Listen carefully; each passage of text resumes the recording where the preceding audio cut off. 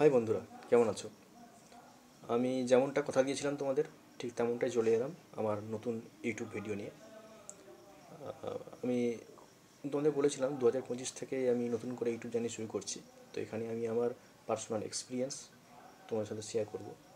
তো অনেকে বলতে পারে পার্সোনাল এক্সপিরিয়েন্স কেন শেয়ার করবো? আগে এটা নিজের বড়াই করছি, নিজের অহংকার? না না, সেরকম নয়।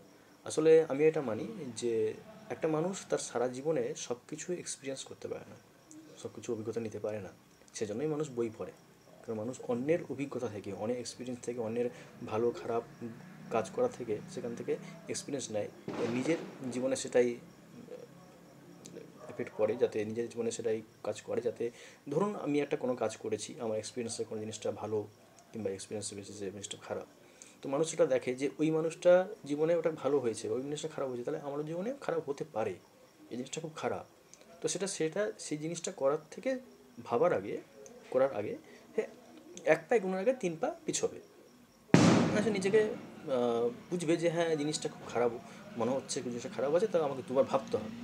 তো এই জন্যই মানুষ বই পড়ে, এই জন্যই মানুষ অন্যের এক্সপিরিয়েন্সটা দেখে। অনেক এক্সপিরিয়েন্স অন্য জীবন নানা রকম দেখে, অনেক ইউটিউবার আছেন যারা নিজেদের এক্সপিরিয়েন্স শেয়ার করেন, কারণ মানুষ যাতে তাদের এক্সপিরিয়েন্স থেকে কিছু শিক্ষা পায়। তো আজকেও আমি আমার এক্সপিরিয়েন্স শেয়ার করব। আজকে যেটা এক্সপিরিয়েন্স সেটা হচ্ছে নারীদের নিয়ে মূলত কথা। তো আমি সবসময় শুনে এসেছি যে নারীরা খুব ছলনাময়ী হয়, মায়াময়ী হয়। অত্যন্ত এটা স্বাভাবিকের ব্যাপার। নারীরা অবশ্যই মায়াময়ী, ছলনাময়ী হয়। ভগবান তাদের সেই রূপেই মানুষ করেছে, সেই রূপেই তাদের সৃষ্টি করেছে। আমি এটাও মানি যে একমাত্র মায়ের চরিত্র ছাড়া অন্য সব চরিত্রে নারীরা বড় ধরনের অভিনেত্রী হয়। সঙ্গে আমি এটাও মানি যে একটা নারী যেমন ছলনাময়ী, মায়াময়ী হতে পারে, তেমনি একটা নারীর ভালোবাসাও অত্যন্ত ভয়ঙ্কর।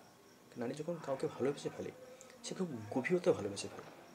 আমি আমার জীবনে, আমার জীবন পথে চলার পথে এমন এমন এমন অনেক নারীকে দেখেছি যারা তার প্রিয় পুরুষকে হারানোর বসে শত শত অবহেলা, যন্ত্রণা, ট্রমা সয়ে বেড়ায়। তার প্রিয় পুরুষের দেওয়া শত দুঃখ কষ্ট সব কিছু শুয়ে নিয়ে যায়, সব কিছুকে মানিয়ে নিয়েছে।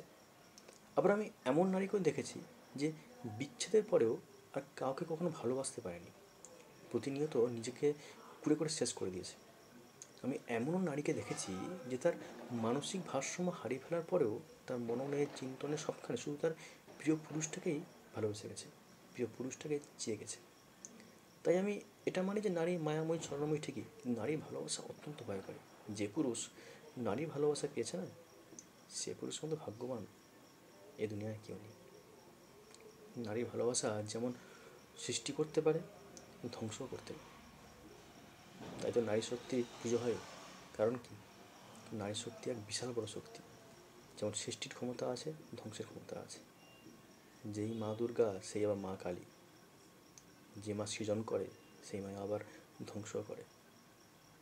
নারীদের অতটা সদ্ভব। নারীর জন্যই রামায়ণ, মহাভারত সব কিছু নারীর জন্য হয়েছিল। সীতার জন্য রামায়ণ, দ্রৌপদীর জন্য মহাভারত। তাই বন্ধুরা, নারীকে সম্মান দিতে শেখো। সঠিক নারী, ভুল নারী চিনতে শেখো। হ্যাঁ, মানছি নারীরা মায়াময়ী হয়, তাই সহজে মায়া জড়ানো যাবে না, ওদের অভিনয় পাত পাওয়া যাবে না। কিন্তু ভালোবাসার ক্ষেত্রে দেখতে হবে সত্যিকারের নারীটা ভালোবাসে কিনা। যদি সত্যিকারে ভালোবাসে, তাকে অবহেলা করো না।